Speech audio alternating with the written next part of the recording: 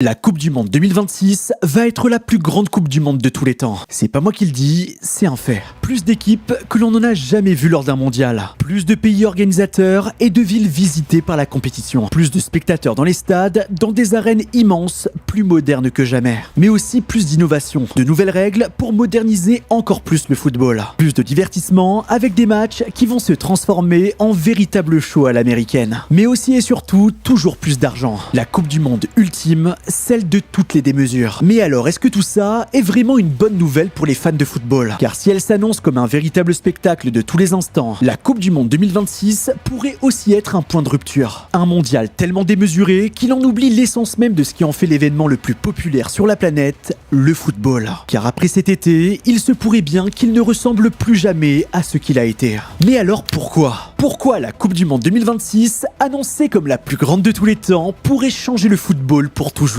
Allez, on part pour les États-Unis, mais d'abord, moi c'est Polo et tous les jours je te fais des vidéos sur le football sur cette chaîne. Alors surtout, n'hésite pas à lâcher un petit like et à t'abonner si c'est pas encore fait. Allez, on est parti.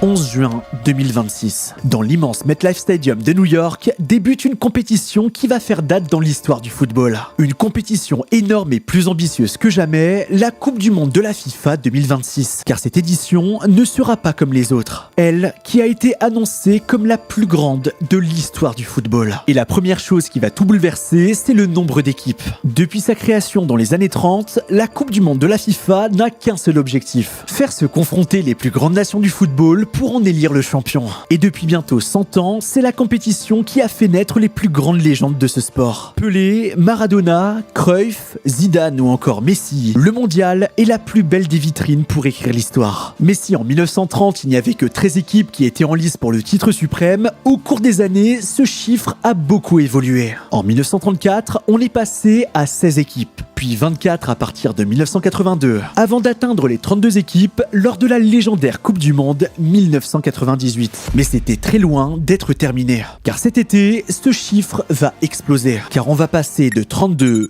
à 48 équipes. Ce n'est plus simplement une augmentation, mais une véritable révolution. Comme la Ligue des Champions avant elle, la Coupe du Monde souhaite s'ouvrir à de nouveaux territoires et ainsi engager encore plus de population dans la grande messe du football. Mais cette décision aura surtout une conséquence directe et majeure, l'explosion du nombre de matchs. Accroche-toi bien. En 2022 au Qatar, il y a eu 64 matchs. C'est déjà pas mal, tu vas me dire. Mais cet été en Amérique du Nord, il y en aura 104. On double littéralement la mise. Mais ça aura également un énorme impact sur l'organisation de la compétition. Car qui dit plus de matchs, dit forcément une logistique complètement bouleversée. Et dans ce sens, il y a un autre changement majeur qu'apporte cette édition 2026. Pour la première fois, la Coupe du Monde sera organisée dans 3 pays différents. À part l'édition de 2002, organisée par la Corée du Sud et le Japon, aucune Coupe du Monde n'avait jamais osé être accueillie dans 3 nations différentes. Car cet été, c'est toute l'Amérique du Nord et l'Amérique centrale qui deviendront le théâtre des plus grands matchs de football sur la planète. Car il y aura des matchs au Canada, au Mexique et bien sûr aux États-Unis. En tout, ça représente 16 stades dans 16 villes différentes. 2 au Canada, 3 au Mexique et 11 aux États-Unis. C'est simple, en termes logistiques, c'est l'événement sportif le plus ambitieux de l'histoire de l'humanité.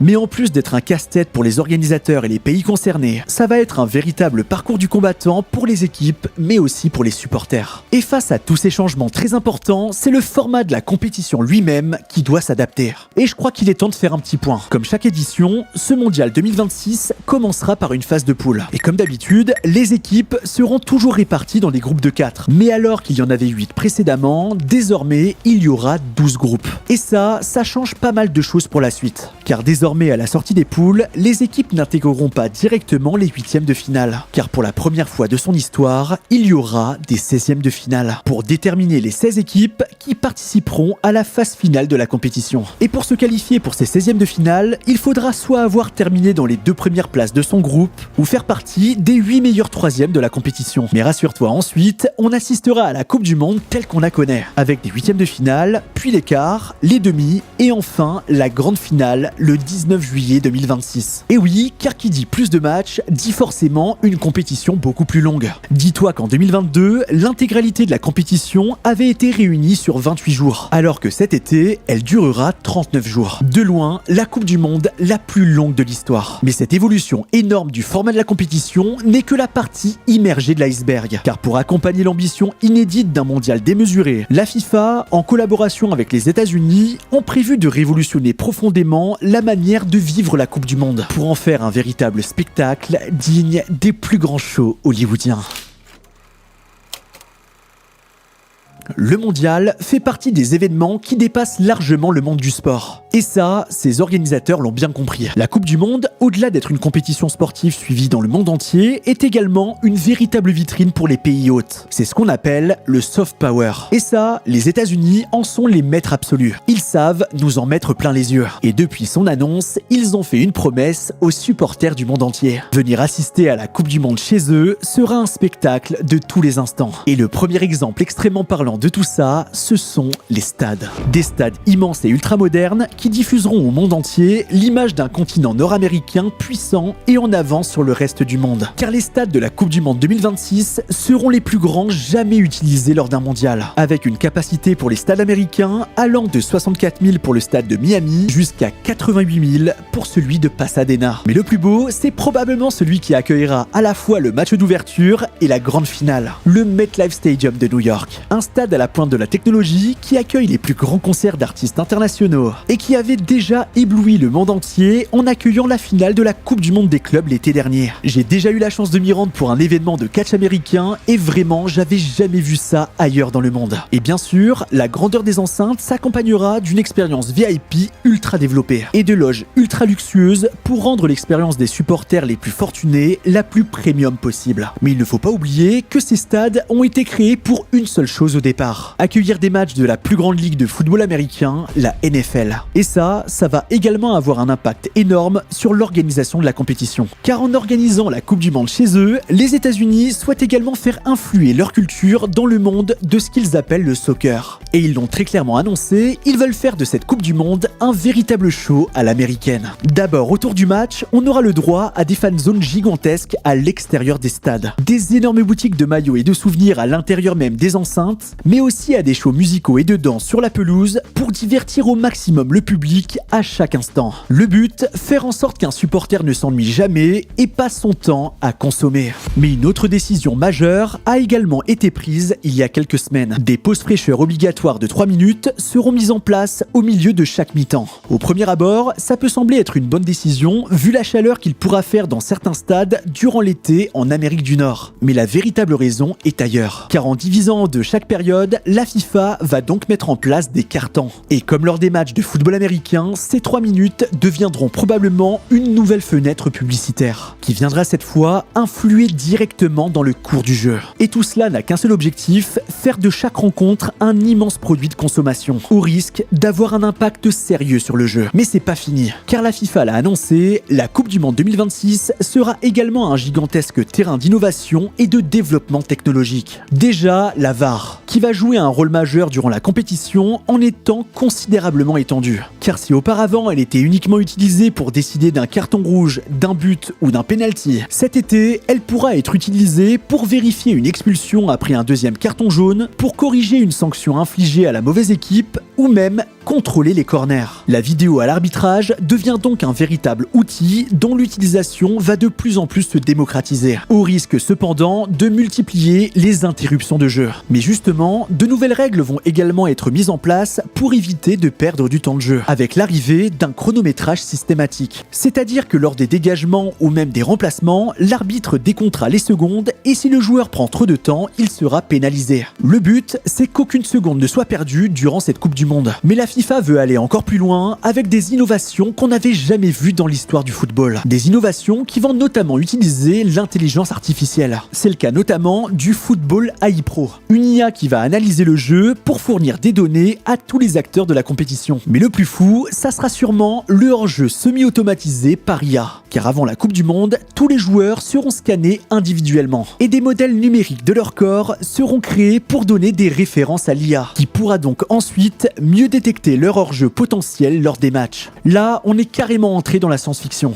Pas étonnant d'ailleurs que ce genre de technologie soit testé aux États-Unis. Vous l'aurez compris, l'objectif des États-Unis et de la FIFA est donc de proposer un mondial aux ambitions démesurées, durant lequel de nombreuses innovations vont venir bouleverser l'organisation classique de la compétition. Mais du coup, une question fondamentale se pose. Est-ce que cette Coupe du Monde ne va pas modifier profondément le football tel qu'on le connaît ?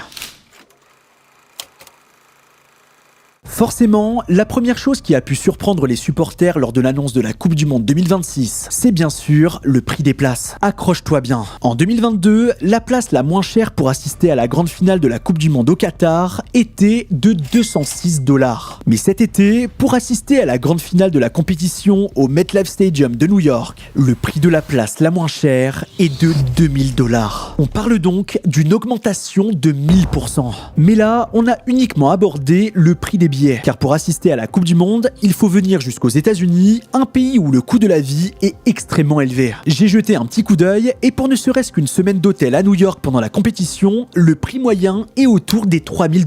Sans parler de la nourriture qui est devenue exorbitante aux États-Unis, mais aussi du prix des billets d'avion. La Coupe du Monde 2026 sera donc officiellement la plus inaccessible de l'histoire, car les supporters les plus pauvres en seront de fait totalement exclus. Ce qui va rendre la compétition plus élitiste et réservée à une population plus riche, qui d'ailleurs ne se déplacera pas forcément pour le football, mais d'abord pour le prestige de la compétition. Mais la modification profonde de l'identité du mondial ne s'arrête pas là, car le message de cette Coupe du Monde 2026 est très clair. La grande fête du football sera également une célébration de la société de consommation. Et comme on en a parlé précédemment, le mondial va forcément être influencé par la culture sportive américaine. Une culture imprégnée par le business, où chaque supporter est considéré comme un consommateur à part entière, et où tout est fait pour qu'il dépense le plus d'argent possible à chaque nouvelle rencontre. Car au-delà du prix des places, il faut qu'un fan se nourrisse et s'abreuve, et qu'il achète des souvenirs pour maximiser son impact économique sur le match. Et cet aspect business ne sera pas uniquement destiné à l'expérience du stade, car cette année, les droits TV et publicitaires autour du mondial ont littéralement explosé. Les plus grandes marques se sont associées à la diffusion de la compétition, un branding massif sera présent à chaque rencontre, et on en parlait tout à l'heure, l'arrivée des cartons va permettre de diffuser encore plus de publicité à la télévision. Tout est donc mis en place pour faire de cette Coupe du Monde une véritable machine à cash. Mais dans ce contexte, où est passé le football ? Ça, c'est la question légitime que tous les supporters commencent à se poser à l'approche de la compétition. Car la Coupe du Monde, c'est la consécration du sport le plus populaire sur la planète. Le moment où le monde entier se réunit pour oublier leurs problèmes et partager ensemble les plus grandes émotions. Mais est-ce que c'est encore possible quand le but d'une compétition est de faire le maximum d'argent ? Est-ce que toutes ces innovations du point de vue de l'expérience des supporters, à l'intérieur des stades mais aussi lors de la diffusion à la télévision, ne vont pas en réalité faire passer le jeu au second plan ? Si tu as eu l'occasion de regarder le Super Bowl cette année, tu as dû t'en rendre compte. Aux États-Unis, les matchs de football américain ne laissent que très peu de place d'antenne au jeu en lui-même. Le match est un spectacle construit pour pouvoir y intégrer le maximum de messages commerciaux, dans le but de faire consommer les supporters. Et malgré l'évolution du football vers un sport de plus en plus basé sur l'argent, presque miraculeusement, les 90 minutes du match ont toujours résisté. Mais peut-être que cette période est désormais révolue. Peut-être que la passion populaire va laisser la place à un divertissement plus premium. Peut-être que la culture locale va être remplacée de plus en plus par un produit plus global. Et peut-être que ces 90 minutes qui étaient si sacrées pour tous les fans de football vont devenir une expérience marketing. Mais malgré tout ça, je garde quand même espoir. Car je pense qu'il y a quand même des points positifs qu'il faut retenir de cette édition 2026 de la Coupe du Monde. Déjà, passer de 32 à 48 équipes permettra probablement de découvrir des petites nations, des pays qu'on n'avait pas vu venir et qui vont peut-être nous surprendre sur le terrain. Cette Coupe du Monde va aussi potentiellement permettre aux États-Unis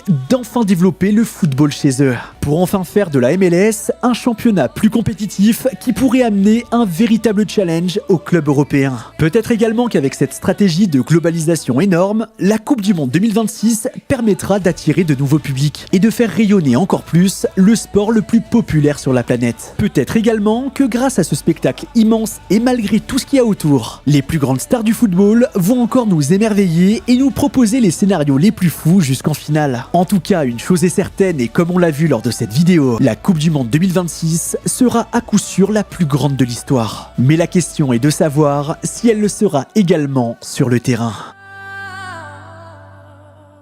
Les amis, merci énormément d'être restés jusqu'à la fin de cette vidéo. J'ai vraiment essayé de parcourir tous les sujets qui vont faire de cette Coupe du Monde 2026 un événement majeur pour le monde du sport. Et malgré les quelques problèmes que j'ai énoncés, j'ai décidé de m'y rendre. Je vais partir avec mon vidéaste à New York, pile pour assister au premier match de l'équipe de France. Et le but, ça va être de les suivre pendant une bonne partie de la compétition. Je vais partir à la découverte des stades américains pour vous montrer ce que c'est réellement de vivre une Coupe du Monde parmi les supporters. Quoi qu'il en soit, ça sera une véritable fête pour le football et j'espère que les Bleus nous feront vivre les plus belles émotions. Alors rendez-vous cet été pour vivre ensemble cette Coupe du Monde historique. N'hésitez surtout pas à vous abonner pour de nouvelles histoires de football. On se retrouve très bientôt pour de nouvelles vidéos. C'était Polo. Ciao.